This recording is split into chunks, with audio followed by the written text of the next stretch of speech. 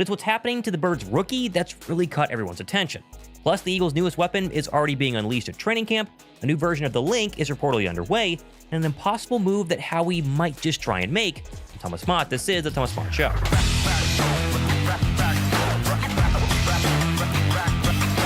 Position battles and practice standouts are already starting to take shape as week 1 of Eagles training camp is officially in the books, with the Birds now taking a day off before getting right back at it early next week, where reportedly the pads are expected to come on. And while of course training camp is going on, there's a brand new leak out of Philadelphia citing that Eagles owner Jeffrey Lurie is working behind the scenes on building a brand new Eagles stadium, or at least getting started on one. With reports this week that Philadelphia sent a survey to select season ticket holders, asking them about upgrades they would like to see to the link, as well as their preference for a future stadium that would either be open air, a dome, or some sort of hybrid situation similar to what the Rams currently have at SoFi Stadium up in LA, which of course led some to believe the Birds are still weighing their options of either renovating the link or starting with a brand new fresh stadium. Owner Jeffrey Lurie has said in the past the goal is to eventually be able to host Super Bowls and Final Fours in Philadelphia. However, Philly Voice put out an article citing a meeting back in May where fans were pitched the idea of a brand new stadium, saying, quote, 2032 our lease runs out and our intent is to build a new stadium. And so while we're still 7+ years away from 2032, meaning the link is going to be the link for a very long time, they might consider upgrades to the current stadium, but I think overall the writing on the wall this week is that eventually, 2032 or a little bit later, they're going to build a brand new Eagle Stadium, likely either a dome or some sort of hybrid half open air retractable dome, whatever it takes to get Final Fours and importantly Super Bowls to Philadelphia like Lurie intends. And I personally love this idea. I love the link, but a new stadium eventually, again years down the line, is the right move. Give me your thoughts down below. I'd also love your thoughts on the whole Christian Wilkins news that took the NFL by storm this week as the Raiders shockingly released the superstar defensive tackle just 1 year removed from signing a 4-year, $110 million deal with Las Vegas. Now, if you're not familiar, the whole issue here is that Wilkins is currently dealing with a significant foot issue, and the Raiders themselves wanted him to have surgery on it. However, Wilkins and his team only wanted to do, quote, other rehabilitation methods. Apparently both sides were so dug in that Vegas chose to straight up cut him instead of figure out a resolution. And while right away any team wants to sign the now free agent superstar defensive tackle Christian Wilkins, has to do a ton of due diligence to make sure the foot is okay. Can he even play going forward? We don't know. The Raiders cutting him is a big deal.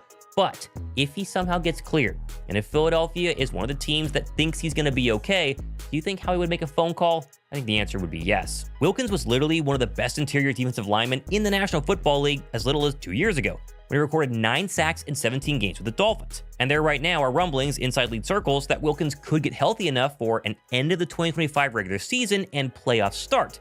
And will now, according to The Athletic's Diana Rossini, start taking visits as, quote, teams believe the next steps for Wilkins would be making visits and taking physicals with them. Because he is a vested veteran, Wilkins can avoid waivers and will have a chance to pick his next landing spot. Let's just be clear, this is all hypothetical. There's no actual reporting tying Wilkins to Philadelphia, although Roseman himself said during his opening training camp presser a couple of days ago, he is willing to do whatever it takes and go get whoever it takes to win right now. And so I think from our perspective, whatever opportunity comes about that could improve this football team, I mean, if there's an incremental difference on a player who's the 90th guy from a guy who's on the street, we're going to make that change. And we owe that to our fans. We owe that to our players. We owe that to Jeffrey to do whatever we can to keep improving the talent level on the team. And so the way that I look at it is that we have a lot of young players coming down the pipeline that we want to keep in Philadelphia, but we want to win. And we want to win right now. We want to win next year, and we want to win going forward. And that's my job, to try to balance it. And I'll do whatever I can to make sure that that happens. I put a Wilkins signing with Philadelphia percentage chance at like 1% right now because, I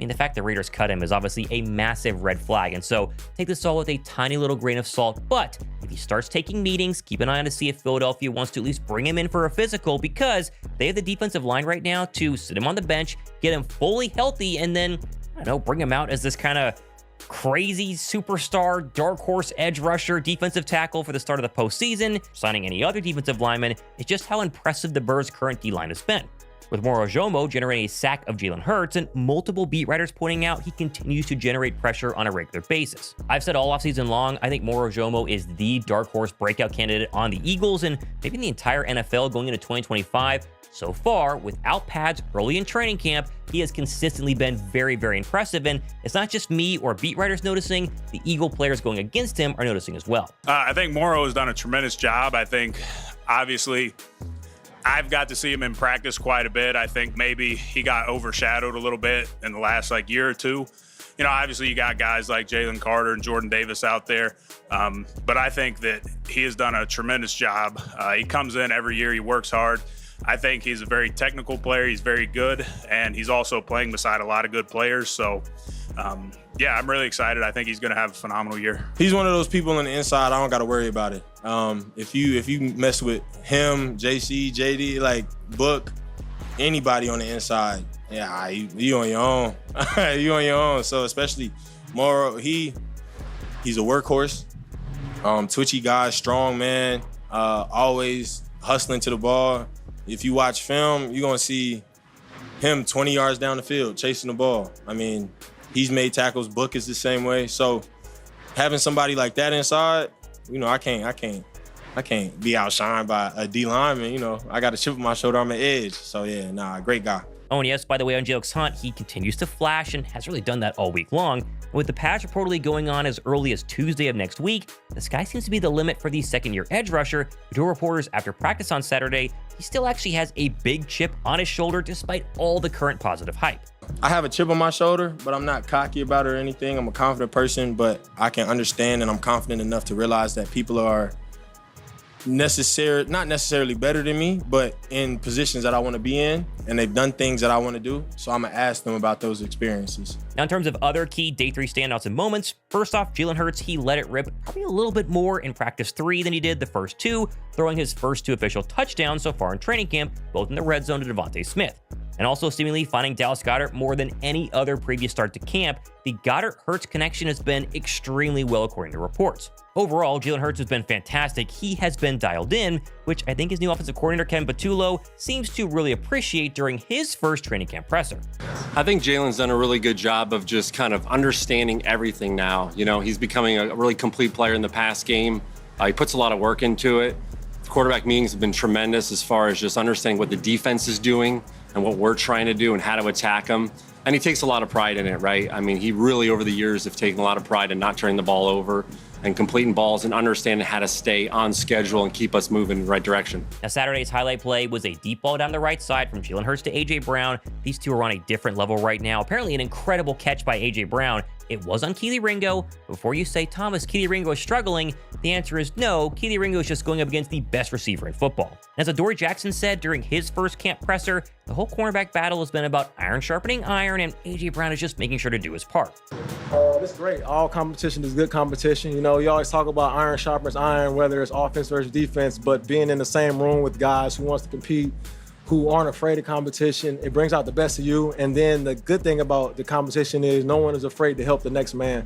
So I think that's what I love the most about not just the room, but this group in general, to be able to help each other one by one, ask questions to the defense, ask questions to the offense, what they're looking for, how to get better. So the competition just brings everybody up.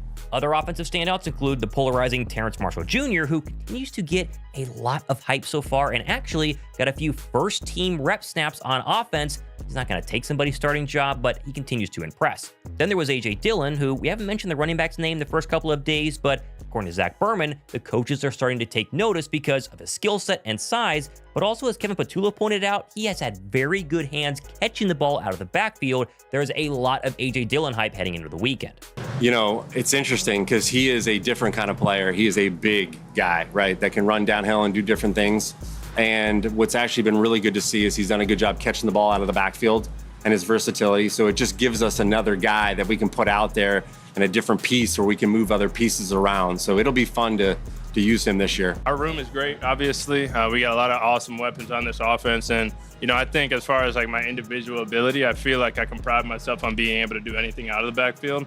And I've done that throughout my career, whether that's catching, running, pass pro, I've done that in my career. So I think however they see fit to use me and my skill set, there's a lot of guys in that room that can do a lot of things. So it's always great when you're on a team with a lot of weapons, keeps the defense guessing. And it's fun to be out there, and you know, you might get a play call that defense might not be expecting. A.J. Dillon's one of these kind of dark horse candidates to be a highly impactful player in 2025 because we don't know what we're going to have. pre-injury, prime with the Packers. If you get that version of him, physical guy, comes in whenever Saquon Barkley needs a break, it could be just game over for opposing defenses. Is he still a little banged up? Is he going to be rusty? I think you're going to see him play a lot so far in preseason. He's gotten a lot of snaps in training camp, but if you were to get prime Green Bay Packer version of A.J. Dillon, and so far they've been saying that's what he looks like, this running back unit, already the best in the league, could be the best hands down in 2025. Moving over to some rookies, and the Birds' first, second draft picks have gotten a ton of impressive work over the weekend, with Drew Makuba actually, of course, rotating in with the safeties, and then playing slot cornerback in Philadelphia's dime package alongside DeJean, Sidney Brown, and Reed Blankenship. I think Makuba's versatility is something that obviously they love about him coming out of Texas. It looks like Vic Fangio is already throwing a ton at the young DB early. That's a good sign. They want to see how much he can handle, which, by the way, holds especially true for Jahad Campbell, who got his first run with the starting linebackers on Saturday, limited but was still out there and thoroughly impressed, lining up at both inside backer positions different times, as well as getting some reps with the dime unit, meaning he was the only linebacker on the field. Out of all the players so far during training camp to get a lot of hype, Jahad Campbell has got to be one or two. After winning the Super Bowl, the Philadelphia Eagles are not starting over. They entered the 2025 offseason with stability at the core and flexibility at the edges. Howie Roseman did not pursue splashy signings without purpose. Instead, he chose to stay focused on value, depth, and controlled adjustments. Now, as training camp progresses, the results are beginning to show. Several rookies are showing up, and veterans have been retained. Most importantly, insiders believe that the roster is pretty balanced and deep. One of the brightest developments so far is Cooper DeJean. The rookie defensive back is already working with the first unit in training camp. His footwork, anticipation, and ability to read quarterback movement have impressed coaches early. Philadelphia drafted him for versatility, and he is showing it on the field. DeJean is rotating at nickel corner and handling return duties during special teams drills. He is not being eased in but tested, and he is holding his ground. Linebacker Jahad Campbell is another rookie pushing for a major role.